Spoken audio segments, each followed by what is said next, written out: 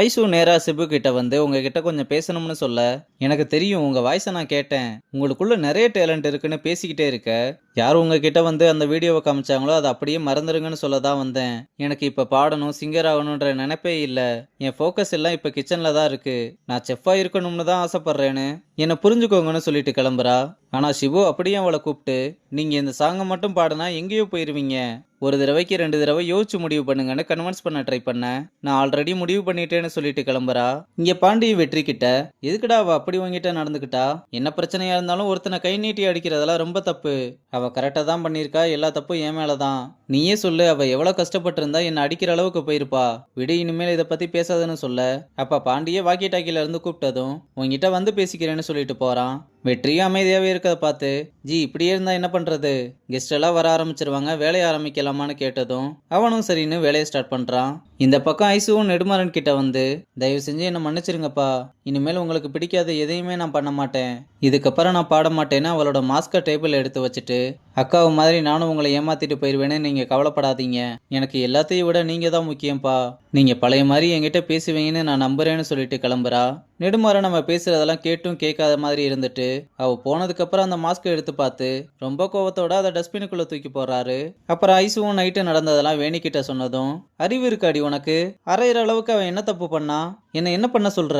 நான் எங்க அப்பா கிட்ட அவ்வளவு நம்பிக்கை கொடுத்து வச்சிருந்தேன். அதை எல்லாத்தையுமே ஒரு செகண்ட்ல உடைச்சிட்டான்.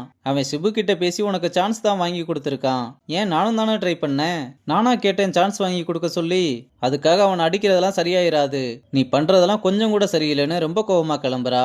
இங்க பிரியாவோட தம்பி வந்து அவகிட்ட, நீ எதுக்காக வந்தேன்றதே மறந்துட்ட போலயேன்னு கேக்குறான். டேய், நீ எதுக்காக வந்த?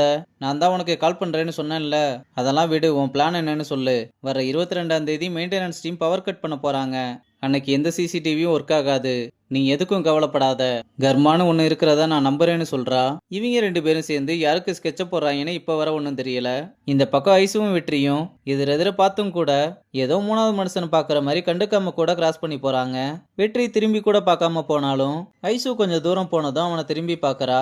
வெற்றியே தேவையில்லாம அரைஞ்சிட்டமேனு ஃபீல் பண்றா போல. அப்புறம் நைட்டு கடையில வெற்றியை பரோட்டா போட சொன்னா. அவன் ஏதோ பிரம்ம பிடிச்ச மாதிரி நிக்கிறத பார்த்து, டேய் பாண்டி, உனக்கு பரோட்டா போட தெரியுமா? போட்டு கொடுத்தா வயிற்றுக்குள்ள வேணா போட தெரியும்னு சொல்றான். வெற்றியும் ஒரு ஆம்லேட் தான் போட வேண்டியது இருக்கு, அதை போட்டுட்டு நானே போட்டு தரேன்னு சொல்றான். அப்ப ரம்யா சும்மா இல்லாம அவளுக்கு எவ்வளவு திமிரு இருக்கணும்? எப்படி ஒரு பையனை கை நீட்டி அடிக்கலாம்? அவளை நாக்க புடுங்குற மாதிரி 4 கேள்வி கேட்டாதான் எனக்கு மனசாரும்னு சொல்ல, அப்படியெல்லாம் எதுவும் பண்ணி தொலைஞ்சிடாத. இதை பத்தியெல்லாம் நீ பேசாத, கம்முன்னு வேலையை பாருன்னு சொல்றான். வெற்றி இன்னும் அதுல இருந்து வெளியே வராம ரொம்ப டல்லா இருக்கதை பார்த்து ரம்யாவும் ஃபீல் பண்றா. அப்புறம் நம்ம ரூம் பாய் ஒருத்தனுக்கு பிறந்தநாள் போல. பசங்களும் கேக்கு பீரெல்லாம் வாங்கிட்டு வந்து செலிப்ரேட் பண்றதுக்காக எல்லாத்தையுமே அரேஞ்ச் பண்ணிக்கிட்டு இருக்கானுங்க. அப்ப நம்ம வெற்றி மட்டும் தனியா இருக்கதை பார்த்து பாண்டி வந்து, நீ யாரு, எதுக்காக பண்ணேன்னு எல்லாமே எனக்கு தெரியும், எல்லாத்தையும் மறந்துரு, பாத்துக்கலாம்னு சொன்னாலும், இல்ல பாண்டி, உனக்கெல்லாம் சொன்னாலும் புரியாது. யாரு? எனக்கு புரியாது. ஒரு பொண்ணு அடிச்சுட்டான்றதுக்காண்டி எல்லாம் ஃபீல் பண்ண கூடாதுரா. நான்லாம் எத்தனை பொண்ணுங்கிட்ட அடி வாங்கியிருக்கேன்னு தெரியுமா? அவங்க பேரெல்லாம் நோட்ல எழுத ஆரம்பிச்சா நோட்டே பார்த்தாது. அடி வாங்கி கழுத்தெல்லாம் தொங்கி போய் சுத்திக்கிட்டு இருக்கான்டா. ஒரு அடியை வாங்கிட்டு பெருசா ஃபீல் பண்ணிக்கிட்டு வந்துட்டான்.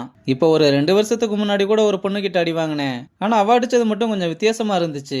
வெற்றியும் ஏன்னு கேட்டா, அந்த பொண்ணு லெஃப்ட் ஹேண்டு போல, லெஃப்ட்ல ஒண்ணு விட்டா பாரு, ரைட்ல திரும்பிக்கிச்சு. வெற்றியும் சிரிச்சுக்கிட்டு, தயவு செஞ்சு இந்த மாதிரி மொக்க காமெடியெல்லாம் போட்டு சாவடிக்காதுன்னு சொல்றான். டேய், இதெல்லாம் கேஸ்வலா எடுத்துக்கணும்டா. எல்லாமே நம்ம வாழ்க்கையில ஒரு அனுபவம். டேய், 2 பேரும் என்னடா பண்ணிக்கிட்டு இருக்கீங்க? நாங்களே கேக்க கட் பண்ணிடட்டுமா? டேய், ஏன்டா கோவப்படுற?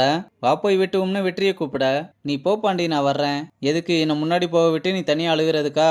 அதெல்லாம் முடியாது, நீ வான அவனையும் இழுத்துட்டு வந்து எல்லாரும் சேர்ந்து கேக்கெல்லாம் வெட்டி ஊட்டி விட்டு சரக்க போட்டு டான்ஸ் ஆடி என்ஜாய் பண்றதோட இந்த எபிசோட முடிச்சிருக்காங்க.